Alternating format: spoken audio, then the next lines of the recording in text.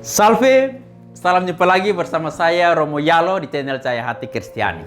Semoga kita semua diberkati Tuhan kita Yesus Kristus. Papa mama, orang muda dan adik-adik yang terkasih dalam Kristus, Alkisah ada satu keluarga burung. Si induk menetaskan beberapa telur menjadi burung-burung kecil yang indah. Tentu ada satu burung bernama Pablo yang sangat malas sekali untuk belajar merangkak dan juga terbang. 1 minggu, 2 minggu, 3 minggu, 1 bulan, 2 bulan.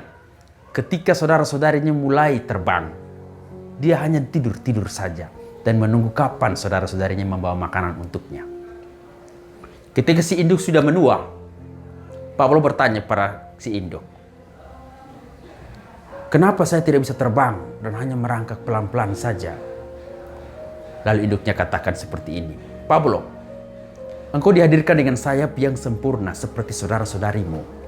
Tetapi kemudian engkau memilih untuk merangkak sehingga sayapmu menjadi kerdil.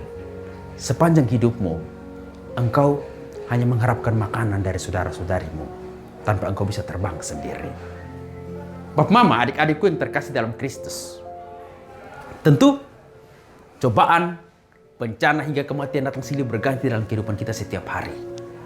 Sama seperti yang dialami oleh Nusa Tenggara Timur akhir-akhir ini. Ketika badai siklon tropis Seroja, begitu juga dengan banjir atau longsor datang melanda. Beberapa daerah seperti Adonara, Lebata, Malaka, Belu, Alor, Kota Kupang, Sumba Timur, Sabu, dan beberapa daerah lainnya harus terimbas dengan badai yang besar ini. Tetapi kita tidak perlu harus meratap setiap hari. Apakah Tuhan jahat pada kita? Tidak. Dia sudah datang menyelamatkan kita dalam diri Yesus Kristus yang sudah wafat bagi kita dan bangkit dengan jaya. Saatnya kita bersama dengan Tuhan untuk bangkit, keluar dari keterpurukan ini dan mengatakan bahwa kami orang-orang yang bisa berdiri di atas kaki sendiri dan menjadi pribadi yang kuat meskipun cobaan dan bencana ini datang silih berganti. Jatuh itu biasa, tapi bangkit itu luar biasa. Tidak ada gunanya saya dan Anda mempunyai mimpi yang tinggi jika kita tidak pernah mencari cara bagaimana untuk mencapainya. Karena bagi Romo, makin keras saya dan Anda bekerja untuk sesuatu, maka besar perasaan kita ketika kita mencapainya. Kunci kesuksesan itu adalah fokus pada tujuan, bukan meratap karena banyak hambatan yang melanda kehidupan kita. Saya dan Anda pernah gagal, pernah jatuh. Dan sebagian dari kita akhirnya menyerah. Tapi sebagian dari kita itu bangkit kembali. Jika Anda bangkit, Anda menjadi pemenang. Tetapi jika Anda menyerah, Anda menjadi pecundang. Silakan memilih. Apakah tetap menjadi pecundang dan diam di tempat, atau berusaha untuk bangkit dan menjadi pemenang. Sama seperti Rom pernah katakan, ada orang tertentu yang karena bisikan atau cemooh dari orang lain, dia kemudian menjadi kecut. Misalkan, nikah baik-baik orang cerita, nikah diam-diam juga orang cerita, nikah mewah orang cerita, nikah sederhana orang cerita, bahkan pisah dengan orang lain juga diceritakan orang lain juga.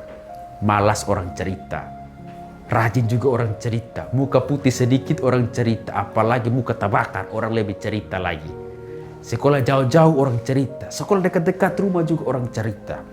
Baru ada anak satu orang cerita, tidak pernah ada anak juga orang cerita lebih parah lagi. Tapi bukan berarti karena cerita-cerita orang itu membuat kita akhirnya lengah dan mati. Tidak. Saatnya sebagai orang Kristiani yang sejati kita bangkit dari keterpurukan kehidupan kita. Cerita atau gosip dari orang jatuh karena kesalahan-kesalahan kita juga atau karena bencana-bencana alam tidak membuat kita kecut hati. Tuhan sudah bangkit untuk kita, saatnya kita bangkit bersama dengan Dia. Saatnya untuk tidak saling menyalahkan karena bencana-bencana kehidupan ini. Tetapi kita bertekun di dalam doa. Kita berdoa bagi semua yang meninggal karena bencana ini. Juga karena mereka yang sungguh-sungguh kehilangan tempat tinggal. Dan dengan cara kita masing-masing, kita mencoba untuk membantu mereka. Baik itu dengan makanan, atau dengan pakaian dan lain sebagainya. Tak lupa pula, kita semua sehati sejiwa mendukung pemerintah yang berupaya untuk mengembalikan situasi ini kembali menjadi lebih baik lagi. Juga untuk perusahaan listrik negara yang sementara ini sedang membantu kita untuk membenahi beberapa titik yang terputus karena bencana ini. Mama umat berimanku yang terkasih dalam Kristus, Romo analogikan kehidupan kita itu seperti satu cahaya. Saat kita dilahirkan oleh orang tua kita memiliki cahaya yang diberikan oleh Tuhan. Dia terus bernyala dan membuat kita menjadi kuat. Terkadang badai datang silih berganti dan akhirnya membuat cahaya itu padam. Tapi ingat, Tuhan selalu ada bersama dengan kita dan menyertai kita setiap hari. Dia kemudian menyalakan cahaya itu untuk kita lagi. Banyak hambatan kehidupan kita, kegagalan-kegagalan itu muncul. Kita mau mencapai apa yang kita inginkan, tetapi selalu gagal. Tapi ingat, sekali lagi, Tuhan Yesus ada bersama dengan kita dan pasti menyertai kita. Akhirnya di suatu kesempatan, lewat perjuangan yang berat, kita akhirnya mencapai apa yang kita inginkan setiap hari. Yakni kenyataan yang membuat kita tetap tersenyum dan terus bangkit bersama dengan Tuhan. Tuhan Yesus memberkati kita semua. Salve.